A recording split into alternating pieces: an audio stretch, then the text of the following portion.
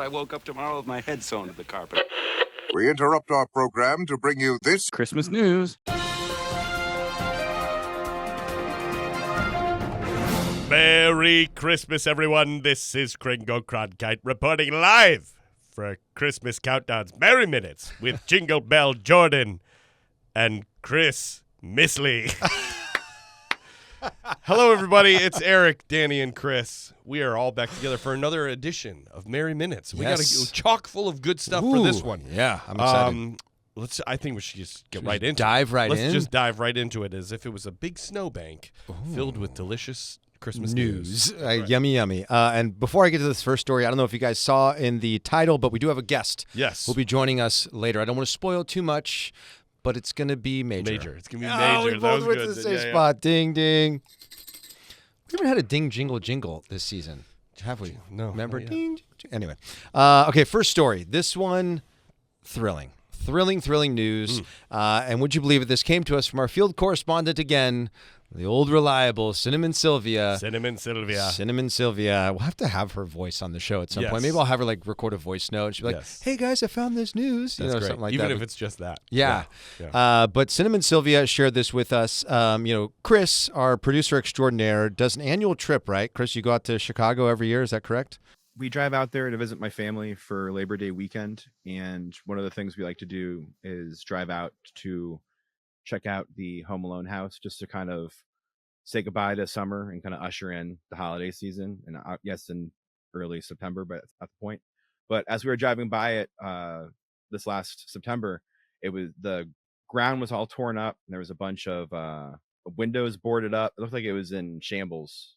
Yeah, you sent a photo, or I think you posted it on the private Facebook group for the Patreon, and I was like, "What is happening to the Home Alone house?" Yeah. And I went there years ago. Have you ever been, Eric? I've never been. It's amazing, but they whoever owned it prior, they seem like they were trying to block out the world. They Sure. put up a fence, then they put up a bunch of new trees, and it just it was kind of ruining the vibe. Yeah. But don't fret, Home Alone fans, Christmas movie fans, because the latest news is that the home was sold earlier this year. Right? And I think people started getting worried about what was happening to the house because it was boarded up. Yeah. The front lawn was all torn up. Well, recently, a story broke through NBC5 Chicago. They were doing a story about a gentleman named John Abendschein, I believe is his last name, and he was the owner of the house. The new owner or the old owner? The OOOG owner who owned it when it was being used in the for film. Home Alone. Gotcha. And so he has a new book that came out, and during this piece, the reporter shared that it had been sold and that the reason, because they were at the property, and she's like, people might be wondering why the windows and doors are boarded up, why it sort of looks like it's in disrepair. Reason is the new owner is specifically committed to restoring it to the way that it looked in the film. Great. So they are doing all these renovations to the front of the house, if I understand the story correctly, to the interior. Are they going to do the Christmas Story version I they hope so. gut the inside and make the inside look like it did in the film? I couldn't find that. They said there's I hope so. they were guaranteed, the new owner guaranteed NBC5 Chicago the exclusive when they're ready to share what their plan is, which I guess is going to be this holiday season. They're going to reveal what's happening. And part of me is secretly hoping and wishing that it's like Macaulay Culkin, who secretly bought the house. He's doing it by himself as an HGTV season. That'd be he great. joked about it in an interview. He goes, why don't I just buy the house? This was I think in 2024 or something like that. He said in an interview, because the person who bought it paid way over asking to get to the house, and maybe part of their thinking is, I'm going to turn this into a tourist attraction of some sort. So stay tuned. Don't fret. The Home Alone house, it sounds like, is going to be coming back better than ever. So if you're planning a trip out there, maybe wait till next year so you can see what all these renovations are going to look like once they are done. I'm thrilled. I've been there, and I can't wait to take my kids there. That's very exciting. One day. Yeah, so that's story number one. I love that. All right, story number two is about the economy and the economy of Christmas. Yeah. We're reading here that several reports suggest a decline in average per-person holiday budgets, forecasting a 5% decrease, while a 10%, a different survey indicates a 10% drop, which is the sharpest decline since the pandemic's onset. These cuts are primarily in non-gift categories like food, decor, and entertainment to prioritize gift purchases. Wow. And as we were talking about this, Danny, before we recorded this episode, we were like, is that interesting? And I said, yes, because I think it's worth talking about. The economy is hard. Everything is more expensive. Affordability is sort of the buzzword of the day. I know that in our family, we always feel like every year we're like, we'll just do like a little bit more than last year. Yeah. Just a little bit more. But that's kind of unsustainable, It right? is, yeah. And I think something that we've talked about on our show multiple times is this idea of like trying to find the important things in the Christmas season and not necessarily it all being about spending more for more lights or more gifts or more experiences that, we're going to wherever and paying a bunch of money, Right. trying to find the connection to people. And so I find that that's interesting. And I wonder if we will feel as a society a little bit of a lift in maybe our Christmas spirit because we're not being quite as commercial. I agree. What's interesting to me about that report is that people are prioritizing the gift side of things, which I'm intrigued because I would think maybe it would shift the other direction where it's like we're going to spend a bit less on gifts and focus a bit more on our home and making sure that we have the food that we need. So that is intriguing to me. But I think you're right that like hopefully this will create a shift where we'll start to focus more on like what the holiday season is about. That it's not about the gifts. It's about the present of presents, and I think that's something we preach all the time here on the show. And I'm glad you're bringing this up because I think there's probably a lot of people out there who are navigating the start of the holiday season and concerned about how are they going to pay for all the things. And I think it's important for you to hear that like we're all in this. Everybody's going through it. And it is. I mean, I know as a parent, the worst feeling is that like, oh, well, I don't want to disappoint them for their Christmas. But I think the more, and frankly now, starting talking about it as a family, just really casually, explaining to your kids that like, hey, Christmas is not about getting 100 presents and like sometimes just getting like one present. I'm not saying, every family does their own number of presents. Totally. We're not saying what's right or wrong. But I think talking to your children, especially a little bit before we're really in the mix of mid-December and everybody's, leading up to the season, start talking about it right now about what is the purpose of Christmas and what do you ask your kids what they think the purpose of Christmas is and guide that conversation towards what we were just saying, the present of presence and the present of connection and seeing family and trying to talk about those things when it's not quite the pressure of flipping through the Amazon catalog and like wanting a 1,000 things because that can be tough, right? Like what we just did that with my girls recently on November 1st where I gave them the catalogs and literally they're just like circle, circle, circle, circle. I was like, well, just because you circle it doesn't necessarily mean you're getting it, but like what a gift to give to your kids this holiday season, the gift of like understanding what the season is all about, right? Because if you're a parent, I don't know if you share this, I think my wife shared this with me. It was a video of like a dad like going through the catalog and seeing all the things his girls had circled, and you see him walk in the door with like a huge stack of boxes and he wraps them all up, and then like on Christmas Day or the next day all they've played with is the boxes and the toys are all just discarded to the side. We know as parents that toys have a shelf life. It might be a day, it might be a month, it might be 6 months, but the lessons that we teach our kids, that is a gift you will give them that they will have for the rest of their life. And that, I think, is a beautiful thing. And hopefully we can focus on that and commit to doing that and knowing that there's nothing wrong with that. Absolutely. And actually, I think that's to be commended. Absolutely. So glad you brought that up. And if you're in it, we are with you 100%. Anyway, next story. And this one involves a guest. We are so excited to have this person joining us. We teased this, 2 weeks ago on Merry Minutes here, where I found this story that we thought might be a farce. I thought it was fake. I thought it was AI or something like that. But it turns out that there is a real documentary about a real town with real people in Oklahoma. The documentary is called Fragilé. We reached out to the director, Reagan, and he was so kind to join us. So please welcome to Merry Minutes, the director of Fragilé, Reagan Elkins. Thanks for having me, guys. Of course. This is amazing. Now, Eric is a huge A Christmas Story fan. So I'm sure he's going to have a lot of questions for you. But I think for me, off the bat, what was it that inspired you to make this film? Yeah, so one day I was working on a project for a company that was associated with the main character in this film, Tim Elliott. He pulled me over to his computer and he goes, "Hey, I want to show you something." I was like, "Okay, cool."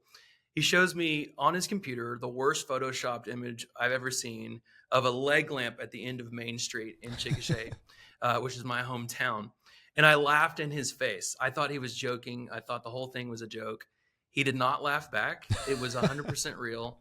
And 6 months later, another individual in the community goes, "So have you heard about this leg lamp deal?" And I was like, "Holy crap, it's real."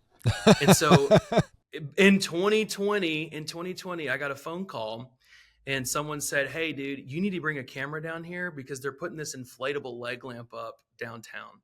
And so I show up with the camera, and to see this thing, this flaccid, barely inflated leg lamp at the end of Main Street, finally, getting up, and it was just the most bizarre thing you've ever seen. And I filmed all of that. And then lo and behold, the lieutenant governor posts a picture of it. It goes viral nationwide. I'm telling you, this thing went all over the place. And at that point, I realized I need to keep filming. I need to keep my camera around and film everything that happens. So Wow. That's how this whole thing got started. So it blew up, is what you're telling us. It literally blew up. How tall is the leg lamp? The leg lamp is 40 foot tall with a 10-foot box. So we're 50 foot tall. That's and it started with an wild. inflatable. Yeah, it started with an inflatable. And you'll see in this documentary too, it went from the inflatable, like a seasonal thing that brought in thousands of people and millions of dollars. And then they realized, why aren't we doing this all year round? Sure. Why can't we have a leg lamp all year round? Right. And so they raised $1.4 million. Oh my gosh. And built this permanent structure. Yeah. That's Oh my gosh. incredible. And I did bury the lead a little bit. So your documentary is Fragilé. Yes. Which is such a brilliant Fragilé. Yes. title for a film. you. Nicely done. Must be Italian. Yeah. Thank you. It must be Italian. Did you know, Reagan was telling me before we jumped on, that in the film he licensed some of the music from the musical because he amazing. pulled it from like a local production yeah. of them singing Yeah. Major Award, Yeah, which you are very familiar with. Yes, yes. There's an incredible moment in this film, which I hope people will watch. It's an incredible moment at the very end when they're revealing this leg lamp. I don't want to spoil too much, but they sing a number from that musical, and it is hilarious. That's Absolutely hilarious. So that makes me very, very happy. I Yeah. love that. Now, are there people in the town though that are not pleased with this? Is there any controversy? Tell us more about that. Oh my gosh. Okay, so this is really where the heart of the story happens. I mean, the story is not just about a leg lamp. Okay, it's about a town who they want what's best for their community, but people disagree on what's best, And so you have people that love the leg lamp. They see the tourism potential. That's the whole reason for the leg lamp. Tim Elliott really loved A Christmas Story, loves the movie, and enough that he wanted to build a giant tourist attraction to try to get people to come to our seemingly dying community, our stagnant town, it felt like. But then you had the people that came out and said, hey, no, this is sexist. It's objectifying. It's taking Christ out of Christmas. It's all of these things. And so people came out, and visited, the city council. Some people even cussing city council out over this thing. Wow. And so Oh, my the goodness. drama is real. Some people love it, and I say some people want to burn it to the ground. So Sure. it's definitely a wild story. And is there any issue with rights with the? Well, I actually don't know which studio owns A Christmas Story, but like Right. Warner Brothers. Warner Brothers. Are Okay. they aware of it? Do they have issues? What is there any issues with them? Yeah. So, and you'll see this in the documentary too. Back in 2019, Tim sent an email to Warner Brothers and said, hey, we'd like permission to use your trademarked image, the leg lamp from A Christmas Story. And they responded and essentially said, no, find something else. Right. And so you'll see in the documentary, the locals hired a patent attorney, figured out ways to go around the trademark to a certain degree. And then they put this leg lamp up, and back in 2024, if you Google it right now, you'll see Warner Brothers cease and desist. Whoa. And so back in 2024, Warner Brothers actually sent a cease and desist that said, hey, this is our image, destroy it immediately. To which their patent attorney responded, and we've heard nothing since. So it's been well over a year my since goodness. then, which tells me that Warner Brothers really, I don't think they're going to do anything. At the end of the day, too, it's kind of a $1.4 million free publicity stunt for them. Sure, yeah. Yeah. Yeah. You know, it's a giant leg lamp that more and more people are going to watch this movie, A Christmas Story. You know, and I always say, you know, I'm an independent filmmaker. I don't have all the connections to Warner Brothers and to, you know, Netflix or any of these guys. But this is a film that, you know, Warner Brothers, they should just buy the film. Sure. You know, play the film, 100%. play A Christmas Story and all that stuff. There's a whole leg lamp universe, I think, ready to Oh, happen yeah. here. The trademark issue is definitely addressed in this documentary. But, you know, it's still a question mark to a certain degree. Sure. So have there been any businesses around town that have sort of bought in and now, like, so you can go and get your picture in front of the leg lamp, but then you want to get a T-shirt or a pair of socks, or is there other industries that are sort of getting buoyed by this attraction? Totally. In fact, all downtown, you'll see leg lamps painted on the windows. You'll see officially licensed leg lamp merchandise throughout all the shops. I mean, there's a boutique right next to the leg lamp itself, and they sell officially licensed merchandise from A Christmas Story. Oh my so gosh. you know, there's a lot of businesses that have bought into this Christmas Story thing. You know, what's interesting too is in our community, and kind of a response to the Warner Brothers side too, in our community, there was a gentleman named Nolan James. Back in 2020, he had passed away, and in his obituary, he claimed that he invented the leg lamp from A Christmas Story, and Warner Brothers stole his idea. And so there's this whole rabbit trail we go down to about this whole you know, leg lamp. Where did it thing. come from? Did Warner Brothers take the idea, and where did this actually come from? And so his widow's on camera talking about how some guy who was from the production, he was credited in the film, came and was taking measurements of his leg lamp and all of these things, and there was never any address to it. So it's kind of a wild story even within this thing. There's so many layers to what is happening here. And I noticed, you know, for people who are watching this, you probably noticed this a few minutes ago, but for our listeners, Reagan, I noticed you were sort of like almost looked like you were looking out the window. Are you in like downtown Chickasha? Is that where you're located? I'm 5 blocks from the leg lamp. Oh my gosh, that's incredible. My studio. That's my amazing. studio is 5 blocks from the leg lamp. So yeah, I see it every single day when I come to work. But yeah, I'm right here on Chickasha Avenue. Do you guys get a tourist like tourists coming in just at the holiday season, or is it a year long? People are coming to get pictures with it. It is year round. So people, when they put this permanent structure up, people come in from all over the nation. We have people from outside of the country that came to visit this leg lamp because the community didn't really understand the following that the leg lamp in A Christmas Story had. I mean, you guys know Christmas Story gets played, 24 hours straight during the Christmas season. Yeah. And so many people love this major award. And so people are traveling in from all over the country to see this thing. In fact, the numbers, and you'll see this in the documentary, we talk about all the numbers in this thing too. Around 300,000 people have come to visit this leg lamp. Just from the years 22 to 23, 1 year period, it increased sales tax revenue by about $7.7 million. That's incredible. So it has worked. And paint a picture for us. So Chickasha, because I'd never heard of Chickasha, Oklahoma, until this story was shared with us. How many people are in Chickasha? We are a small town of 17,000 people. Pretty much everybody knows each other. It's a lot like Mayberry to a certain degree. Everybody knows each other. Small community, but we're also surrounded by farmland, so it's it's outside of the big city, Oklahoma City, which is 30, 45 minutes away.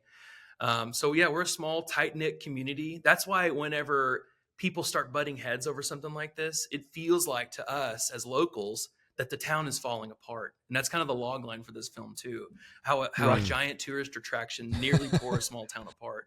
And of course it didn't tear the small town apart, but it felt like for us during the time, like, holy crap, our town is falling apart. What's going to happen?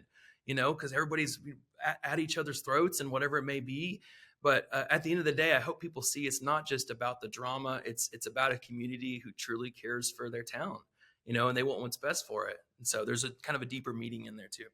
I love that. And I think that's the beautiful thing about this. Like, is that what you hope people take away from this? Is that like there may be things that sort of come up in life, but like we can work through problems together? Like, what do you hope? Obviously, the leg lamp and the story and the people that made it happen is sort of the hook. But like you as the filmmaker, what are you wanting your audience to take away from the film? Yeah, so I'm fourth generation Chickasha. My great grandpa came to Chickasha on a covered wagon. So our family has been here for a long time, and I truly do care for the people in this community. And watching this as the filmmaker, it kind of put me in an awkward situation to a certain degree sometimes, because people didn't quite know why Reagan was there with a camera at city council. You know, what's Reagan up to, that type of stuff. But I hope when people watch this, they see the deeper meaning, which is a call to unity for our community.